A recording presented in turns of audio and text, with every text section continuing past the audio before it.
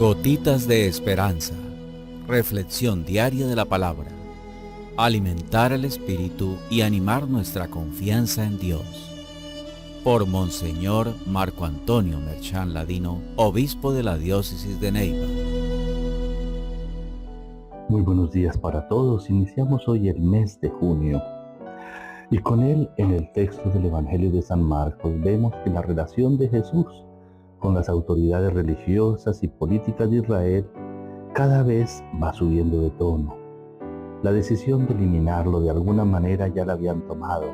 Esperaba el momento oportuno, un momento que no hiriera la susceptibilidad de la gente sencilla que lo admiraba y lo seguía.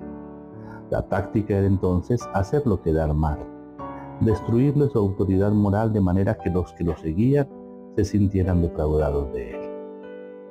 El plan de asesinar al Señor inicia. Hablo de asesinato, pero desde el punto de vista humano, no desde el punto de vista de Dios, a quien sabemos no se le puede quitar la vida, ya que es el autor de la misma vida.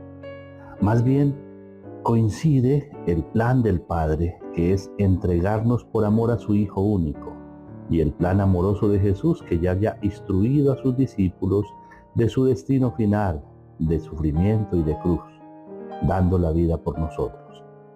Es una decisión de Él, pero que pasa por las manos de los hombres. De alguna manera se hace realidad el dicho de que se encuentra el hambre de Dios, que coincide con el ansia de mostrarnos su amor, con las ganas de comer de los seres humanos, que engañados por su egoísmo rechazan ese amor y piensan que crucificándolo están haciendo lo mejor que podían. Así, se le acercaron los sumos sacerdotes, los escribas y los ancianos, es decir, el poder religioso, político y económico de Israel, con el fin de cuestionar la autoridad con la que actuaba, especialmente al haber expulsado a los mercaderes del templo, que para ellos había sido una afrenta muy grande, pues había tocado sus intereses, su bolsillo, y les había herido el ego tan grande que tenía.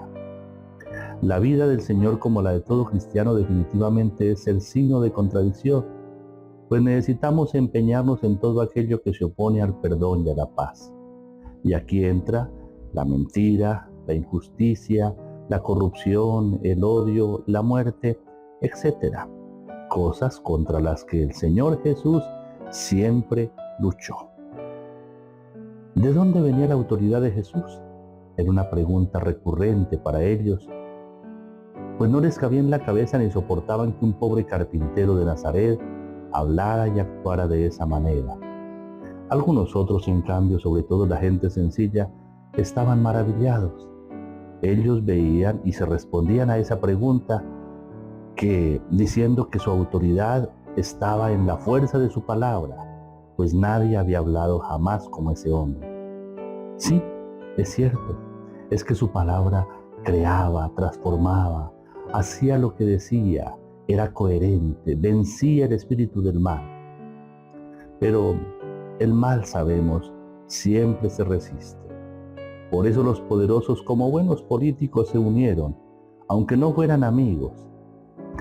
Pero al ver sus intereses y su posición privilegiada afectada, como ya lo dije, como buenos políticos se unen contra aquel que vino para derribar a los potentados y orgullosos y enseñarnos que es el amor y el servicio el secreto de la vida, y que Dios no puede ser usado para privilegiar a algunos, sino que su amor es universal, sin discriminaciones de ningún tipo. Jesús no elude la pregunta, tampoco la responde directamente.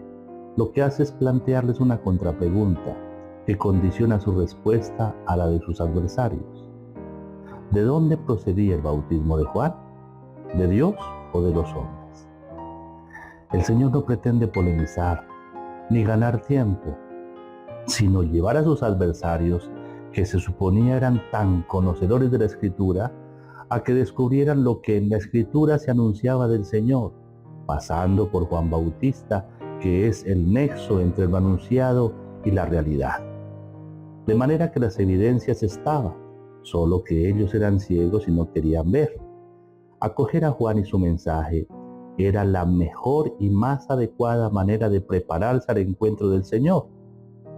Pero era necesario discernir antes si Juan era enviado por Dios o no. Si la respuesta era afirmativa, tenían entonces que escuchar el testimonio que él dio sobre Jesús y adherirse plenamente al Señor acogiéndolo. La pregunta, como vemos, es incómoda, de manera que ellos caen víctimas de su propio invento, envueltos en su propia trampa, pues Jesús los lleva al terreno de la propia conciencia a la que no pueden engañar y que les declaraba su negligencia para no querer creer en el Señor. Ellos responden con un "no sabemos", una respuesta evasiva con la que se declaran ajenos al proyecto de Dios, que se suponía eran los primeros en seguirlo, pero seguían la palabra tanto cuanto les convenía y la rechazaban igualmente tanto cuanto les era desfavorable a sus intereses.